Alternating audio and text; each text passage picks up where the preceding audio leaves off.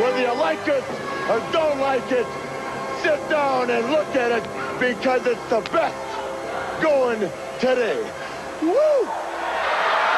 Tuned in to G5 Jeff TV. Hit the subscribe button, hit the like button. Please share this video. Support your boy. Support good content at all times. All social media is in the description box. And please hit that bell icon so you can be notified when I drop that heat. August 18th, 2018. We got Carl Frampton and Tyson Fury on the same card in Belfast. Carl Frampton is going to be defending his title against Luke Jackson.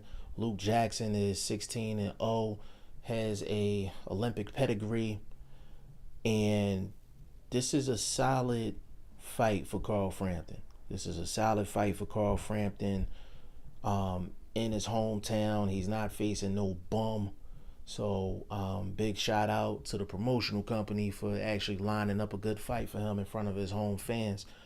Carl Frampton's coming off of a very impressive victory over Nonito Donaire.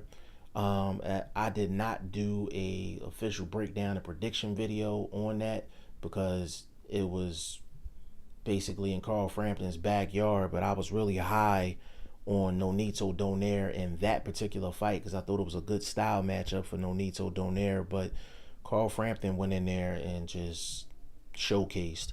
He went in there, showcased, showed out, and showed why he's one of the top featherweights in the world today. Now, I do think they kind of dropped the ball on that third fight between him and Leo Santa Cruz. I would have loved to have seen that, but I think Leo Santa Cruz evolved in that second fight between him and Carl Frampton. He really learned how to use his height, arm length, the physical attributes to help him get through some of those high competition type fights. And hopefully they'll fight a third time sometime in the future. But Carl Frampton versus Luke Jackson is going to be a solid fight. And it's one of those fights that Carl Frampton, he can't be sleeping. He can't be caught napping in this particular fight because Luke Jackson he's skilled enough to beat Carl Frampton if Carl Frampton is coming on his C game or something like that. As long as Carl Frampton is B level, he should defeat Luke Jackson, but I'm just happy that it's a solid main event in his hometown because a lot of guys, they'll fight in their hometown and they'll face guys that are, either bums or guys that are like mandatories but really don't deserve the mandatory.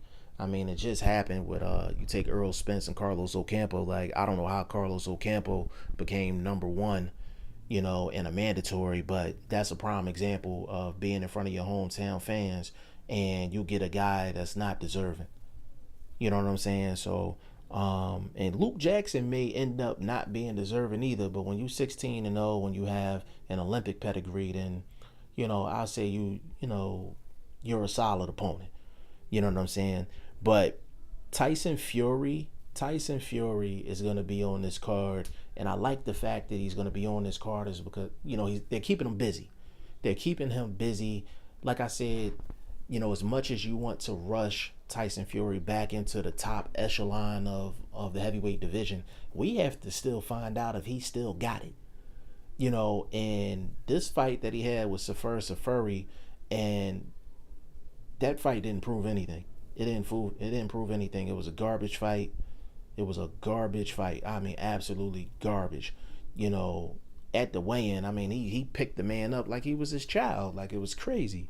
You know what I'm saying? So we still have to give Tyson Fury time to develop and get back into boxing shape and get himself right physically, get himself right mentally. And what I mean physically is get him back into boxing shape.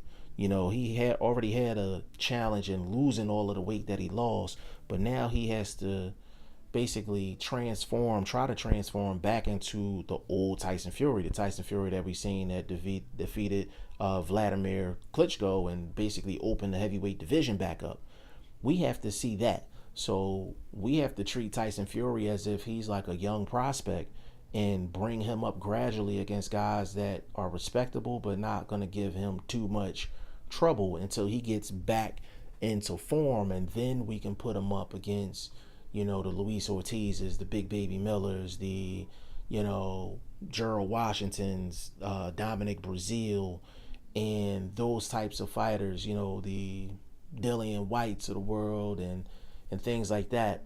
And then if he can get past that type of competition, now we're talking Deontay Wilder. Now we're talking Anthony Joshua. Like I said, we're still looking at like a year. I would say at least a year and a half for Tyson Fury to get these types of fights in where he's gradually getting himself back. The worst thing you can do is rush a guy when he hasn't been in the ring for over 2 years. Prior to the first Fury fight, Tyson Fury, I think he needs to take, outside of this fight coming up August 18th, that'll be his second fight back.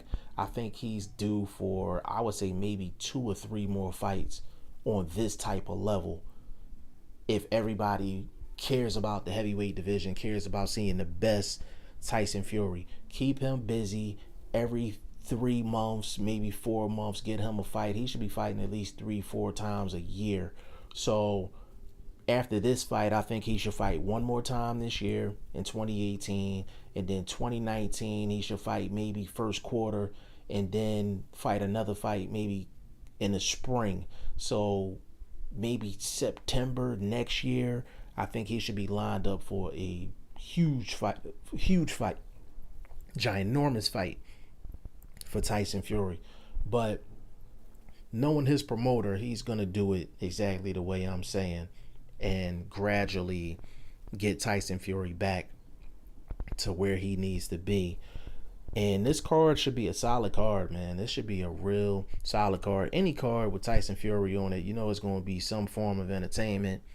Carl Frampton's bringing a high level of skill. Luke Jackson is a good fighter. This should be a solid card in Belfast. But y'all let me know what y'all think in the comment section. G5 Jeff TV. Hit the subscribe button. Hit the like button. Please share this video. Support your boy. Support good content at all times. I appreciate y'all. Peace.